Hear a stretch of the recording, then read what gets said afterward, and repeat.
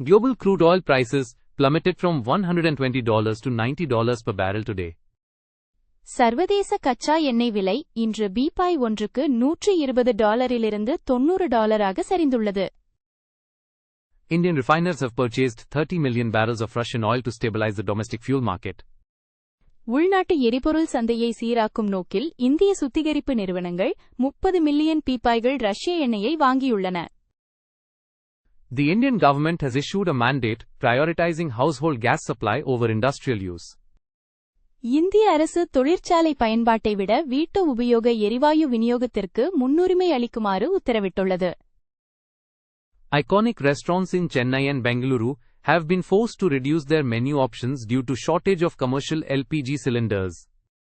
வணிக ரீதியிலான LPG cylinder எரிவாயு தட்டுப்பாடு காரணமாக சென்னை மற்றும் பெங்களூருவில் உள்ள பிரபல உணவகங்கள் தங்களது உணவு பட்டியலை குறைக்க வேண்டிய கட்டாயத்திற்கு தள்ளப்பட்டுள்ளன.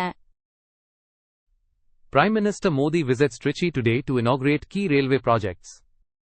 முக்கிய ரயில்வே திட்டங்களை தொடங்கி வைக்க பிரதமர் மோடி இன்று திருச்சிக்கு வருகை தருகிறார். The Union Cabinet has officially granted international status to Madurai Airport. Madurai விமான நிலையத்திற்கு அதிகாரப்பூர்வமாக சர்வதேச அந்தஸ்து வழங்க மத்திய அமைச்சரவை ஒப்புதல் அளித்துள்ளது. The Sensex jumped over 600 points yesterday, while the Nifty 50 reclaimed the critical 24,300 level. நேற்று சென்செக்ஸ் 600 புள்ளிகளுக்கு மேல் உயர்ந்தது. நிஃப்டி 50 முக்கியத்துவம் வாய்ந்த 24,300 என்ற அளவை மீண்டும் எட்டியது. Reports confirm that 25% of all iPhones are now manufactured in India, marking a historic shift in Apple's global strategy.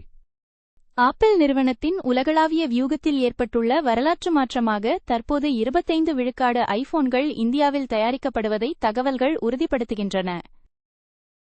The Indian cricket team will receive 131 crore rupees from the BCCI following their 2026 T20 World Cup victory. 2026 T20 உலக கோப்பையை வென்ற இந்திய cricket அணிக்கு BCCI சார்பில் ₹131 கோடி பரிசுத் தொகை வழங்கப்படும். Peter Elbers has stepped down as CEO of Indigo Airlines, with immediate effect following months of flight cancellations and operational turmoil. Indigo airlines நிறுவனத்தின் தலைமை நிர்வாக அதிகாரியாக இருந்த பீட்டர் எல்பர்ஸ் பல மாதங்களாக நீடித்த விமான ரத்துகள் மற்றும் செயல்பாட்டு சிக்கல்களுக்கு தொடர்ந்து உடனடியாக பதவியிலிருந்து விலகியுள்ளார். Microsoft has integrated the Claude Cowork agentic AI tool into its 365 suite, reducing its total reliance on OpenAI for enterprise solutions.